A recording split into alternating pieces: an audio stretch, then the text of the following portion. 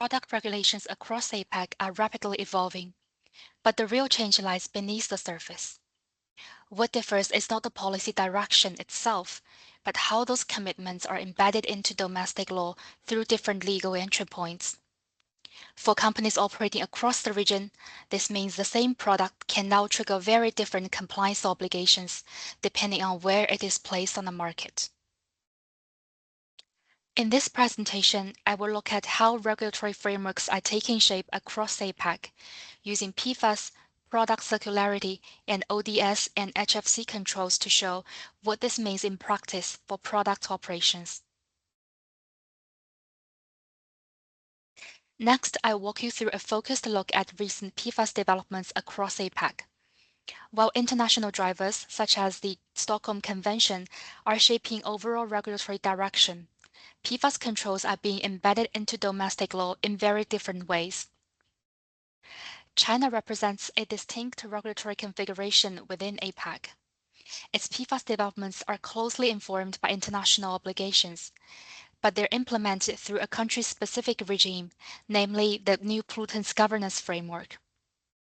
In December 2025, China issued a list of chemicals under priority control, third batch, which identifies a range of PFAS as priority control chemicals, including long-chain PFCAs, their salts, and related compounds, a PFAS group recently incorporated into the Stockholm Convention control framework.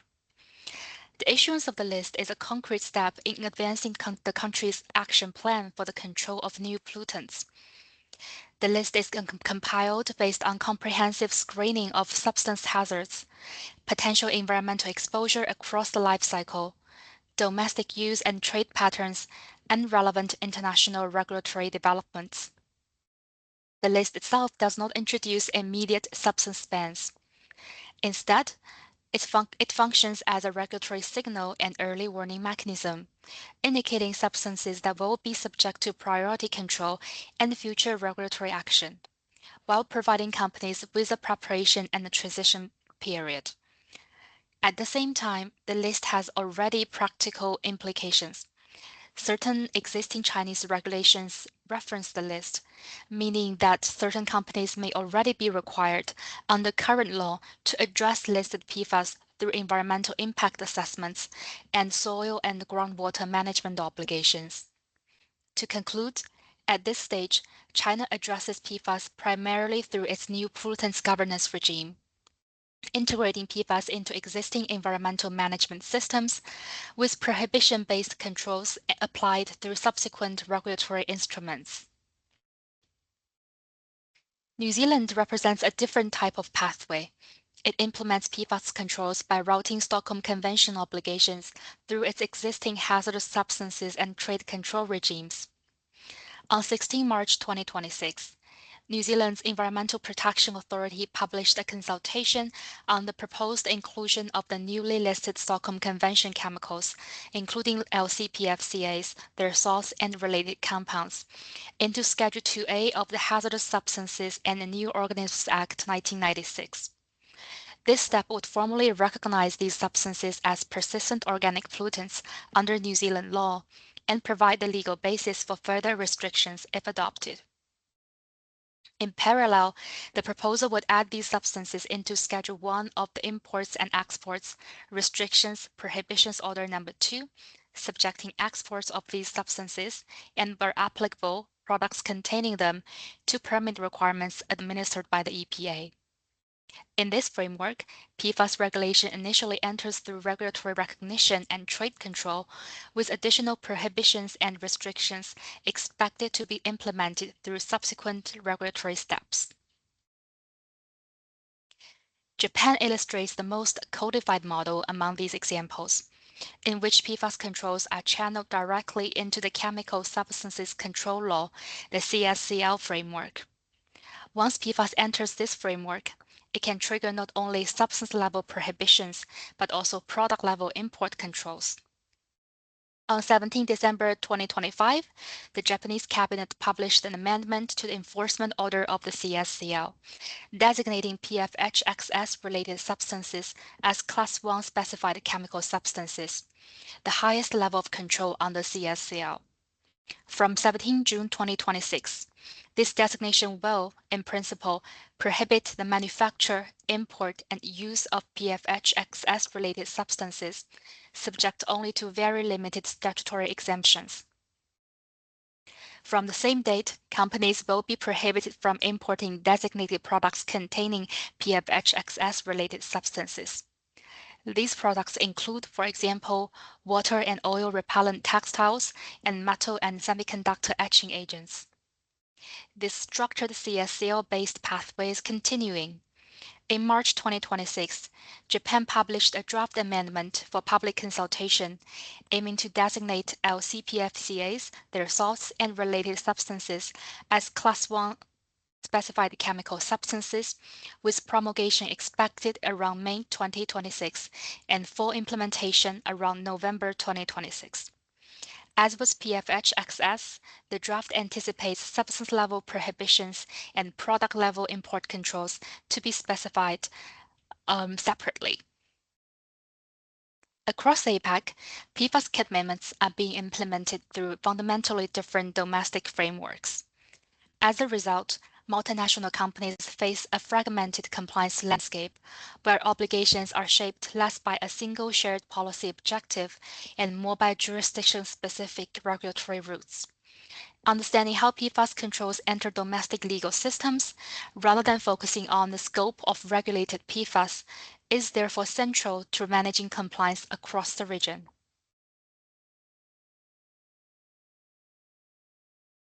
Next, I will turn to product circularity, focusing on recycled content regulation in East Asia. While the overall policy direction is similar, promoting circular economy and increased use of recycled materials, the way these expectations are translated into law varies. In Japan, recycled content expectations are integrated at the product design stage and operationalized through a design-based certification framework. In July 2025, Japan published detailed design certification standards, which entered into force in January 2026. These standards apply to multiple product categories, including, for example, PET beverage bottles. For these bottles seeking certification, the standards require a minimum of 15% recycled or bio-based plastic content by weight. Importantly, this percentage threshold does not operate as a market-wide legal obligation. Products may still be placed on the market without meeting this level. Instead, this requirement functions as a condition for obtaining government design certification, which in turn is linked to public procurement considerations under the Green Purchasing Act. By contrast, South Korea takes a different approach, imposing mandatory recycled content requirements for covered PET beverage bottles. Starting 1st January 2026, South Korea requires a mandatory use of recycled plastic materials in certain PET bottle packaging under the Act on the Promotion of Resource Saving and Recycling and its implementing regulations. The obligation applies to clear, colorless PET bottles used for bottled water and non-alcoholic beverages. In the initial phase, the requirement covers bottled water and non-alcoholic beverage manufacturers that use 5,000 tons or more of PET bottles per year. For 2026, the mandatory recycled material usage rate is set at 10%, with a stated government objective to raise the rate to 30% by 2030. To comply with this requirement, relevant manufacturers may only use recycled PET that has been certified in accordance with applicable regulatory and food contact safety requirements.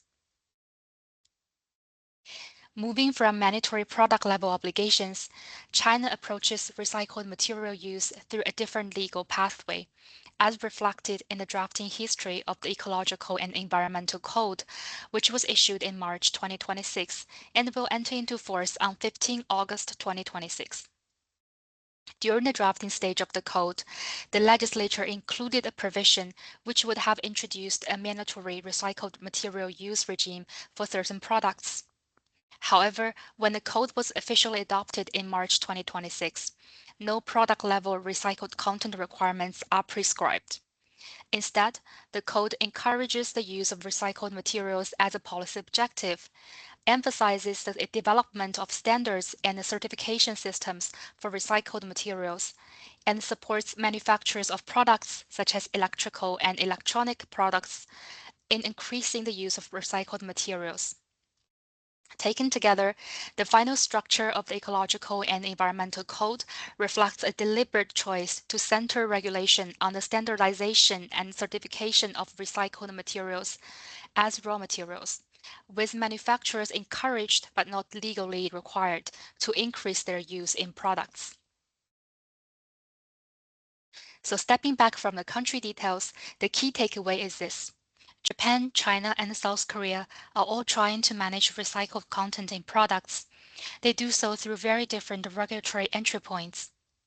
So for multinational companies, this means there is no single compliance playbook. Companies must adapt design decisions, sourcing models, and compliance workflows to the regulatory pathway used in each jurisdiction. Moving on to ODS and HFC controls. Jurisdictions across APAC are responding to the same Montreal Protocol and Kigali Amendment commitments. While the international policy direction is aligned, the way these commitments are implemented domestically differs. Let me first use China as an example to show how substance controls under the Montreal Protocol and the Kigali Amendment are translated into the domestic law. In China, these international obligations are implemented primarily through the regulation on the management of ozone-depleting substances. A central management tool under this framework is the identification and publication of specific construction projects and activities for which the production or use of ODS or HFC is restricted or prohibited. In practice, this means ODS and HFC control is operationalized through a series of bans, each linked to a defined substance group, a defined product category, and a defined activity such as production or use. You can see how this plays out in the individual measures listed on the slide. Given time constraints, I won't walk through each individual ban. What matters for our purposes today is the control logic behind them. So what this shows is that under China's ODS regulatory framework, substance control is implemented through a sequence of clearly defined substance and activity-specific bans. Each measure is anchored in the same underlying legal framework, but applies to a specific combination of substance, product, and activity. Moving to South Korea. Its recent regulatory development for HFC control reflects a more consolidated, schedule-based regulatory approach. Under the public announcement of the schedule for substance transition in products using HFCs, which was adopted and entered into force on 1st December 2025.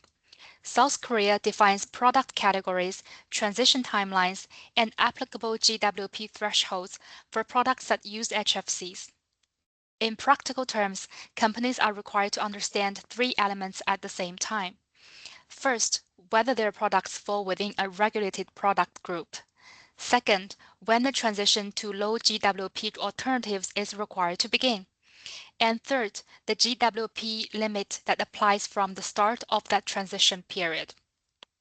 For example, for household refrigerators, a transition period starts on 1st January 2027, after which only refrigerants with a GWP of 150 or below may be used for new products, effectively excluding higher GWP HFCs from that product category.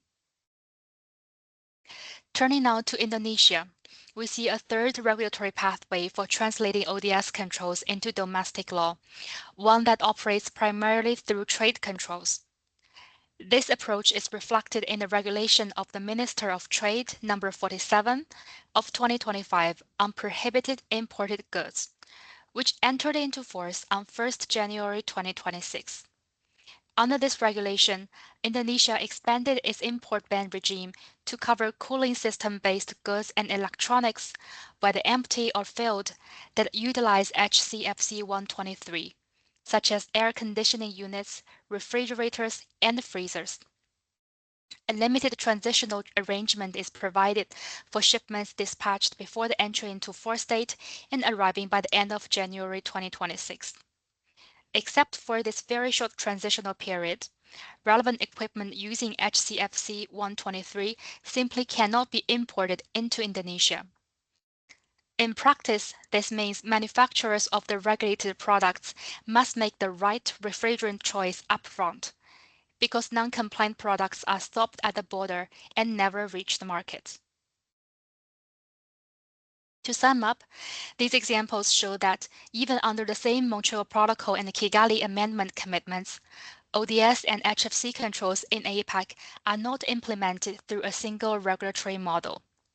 Instead, similar international obligations are translated into domestic law through different regulatory entry points. As a result, managing ODS and HFC compliance across the region requires an understanding not only of what substances are controlled, but also of how and where those controls first take effect within each regulatory system. At INHISA, our mission is straightforward: to help companies achieve compliance, manage risk, and ultimately drive more sustainable business. We understand the challenge of navigating an increasingly complex regulatory landscape, while also managing the rising expectations of customers, shareholders, and investors. We want to give you the clarity and confidence you need to operate responsibly and sustainably across all markets. Thank you.